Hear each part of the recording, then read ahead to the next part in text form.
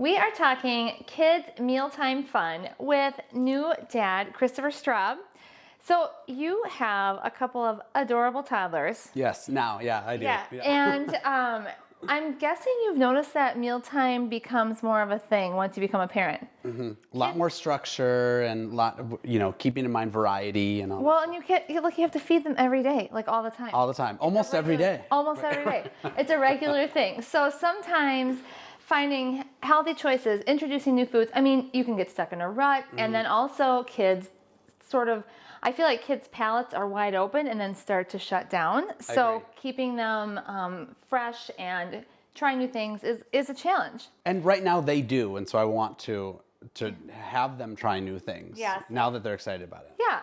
So one thing I found as a parent of 4 who are they're now bigger kids, but breakfast was sometimes a challenge because cereal's the go-to, but it's a lot of times full of sugar, or they gravitate towards things, and it really doesn't maybe sustain or stay with them.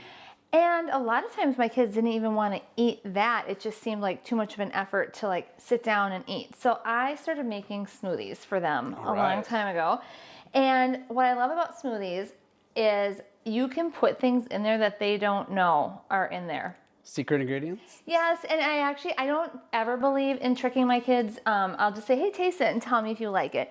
And then I will be like, there's kale in there, just so you know you eat kale now. And then they're like, oh, okay. So I'm gonna whip up a smoothie here, and then I'm gonna let you try it, and hopefully later your boys will try it and like it. Definitely. But it's easy. So I just have basically one of these little mini mixers or mini blenders.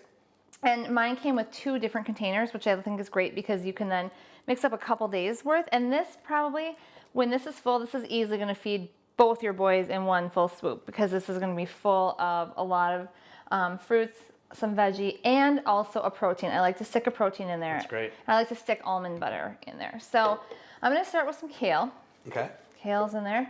We got to have a kale. And then a banana and some strawberries.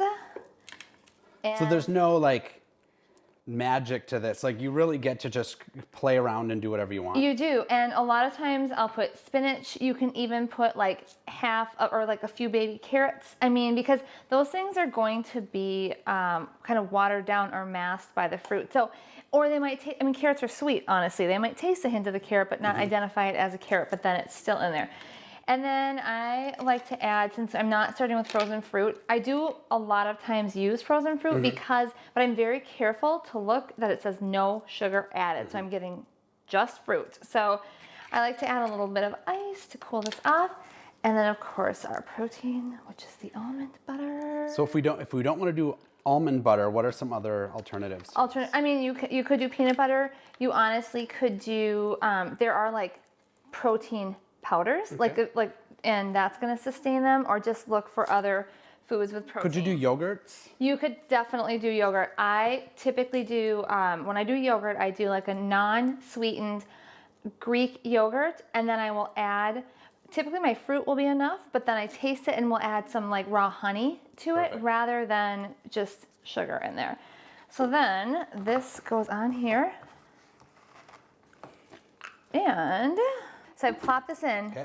This thing's kind of magic. So sometimes I also have to add juice, like a little splash of orange juice, or I use pomegranate juice a lot, but let's just see if we've got enough liquid. So twist and push. Oh yeah, taking it down. Keep going.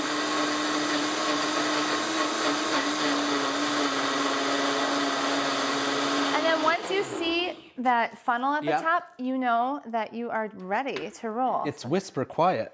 Yeah, it's so quiet. It's kind of like my boys' wake-up call. They're like, "Oh, mom's making smoothies." It's breakfast. Yeah, so let's see. Oh yeah, it smells good. Are you ready to take a sip? Yeah, should I drink right out of here? Yeah.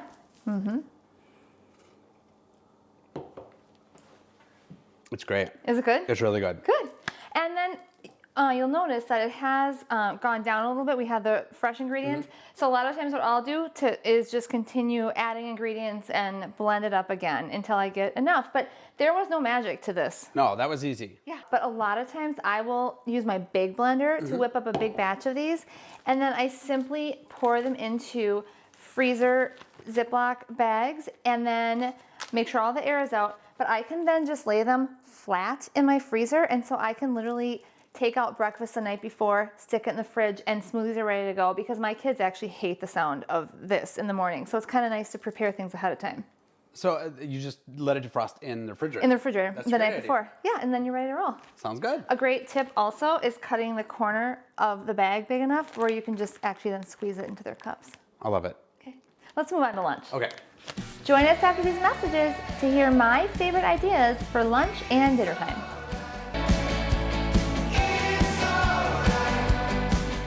So we talked breakfast. We're moving on to lunch, which honestly, for me as a grown-up, is my favorite meal of the day. And I have a lot of fun making lunch for my kids too.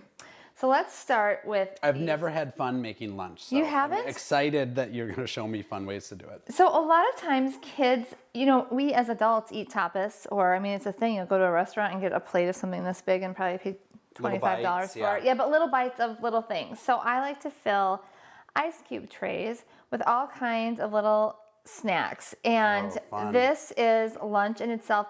This tray is definitely enough for your two boys. I can just picture them eating lunch at their little table and then just helping themselves to whatever they want from here. And that is another important thing about feeding kids, is letting them help themselves to what they want to eat so they can determine their portions and don't feel like they are overwhelmed by too much of a certain food.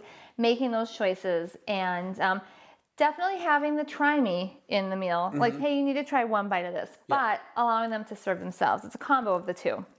I love this. Like, I don't see anything in here that they wouldn't love. And if there's a play date, fill 2 of them. I mean, just let the kids sort of graze. This is also a great snack time option. I would do this for me. I know. I just want this ice cube tray sitting at my desk. Exactly. I can just pick little things out. So sandwiches are obviously a go-to for Easy lunchtime. and thing to ask for every day. Every day, okay. That's good. But sometimes it's fun, especially if they're away from you during lunchtime, like you're packing a lunch, to maybe spice it up by taking a typical sandwich and using a cookie cutter. Oh, so cool. And then cutting a shape out. A lot of times kids don't like the crust anyways, which is my favorite part of the sandwich. So what I will often do is do something like this for my kids, and then I take the crust for myself, which is kind of weird, but I can't believe I just admitted that. But it's actually true because I like that.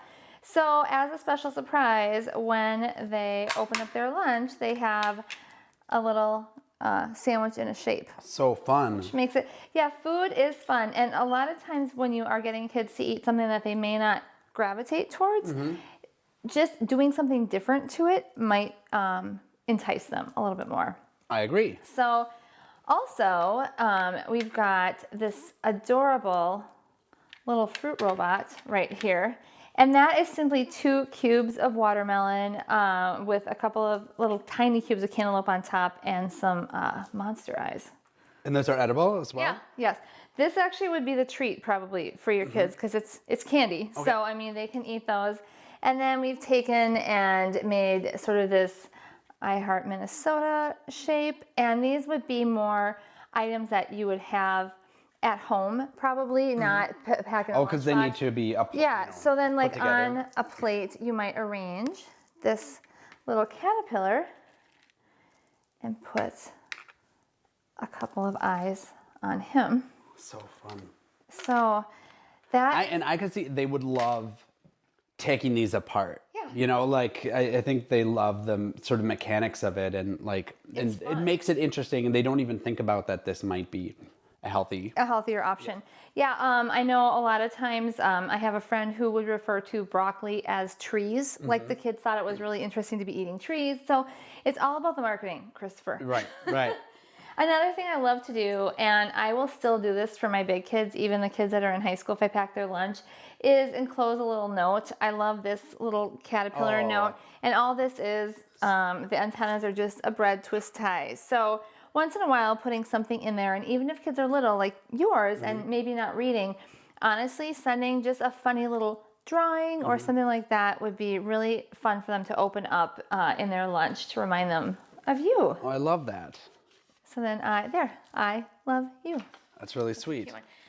So dinner time, I think that can be a really tough time because depending on when you eat, it's like kids are maybe hungry right away when they get home and encouraging them to wait, and maybe they're cranky by the time they get to dinner or tired. I mean, so continuing to make that fun, make it about doing like sharing highs and lows of the day. So it's a time when families come together as a family. A lot of times we eat breakfast on the go or quickly, lunch apart, but dinner is when, especially with young kids, we come together. And then what I like to do is make sure I do this purposely in my mind, make sure that there is a food on the table that everybody enjoys. So the main course may be something that no one besides myself enjoys, but kind of doing that so there's something everyone can eat so that I'm not getting up to make a separate meal, because I have done that before. And that's happened where they don't like either of the things, and I don't want them to not eat at all. Right. So then you do that. So the trick is having a go-to at the table that you know everyone is going to enjoy. I love it. All right. This has been fun. I agree. I'm hungry. We should eat some lunch. I think so. All right.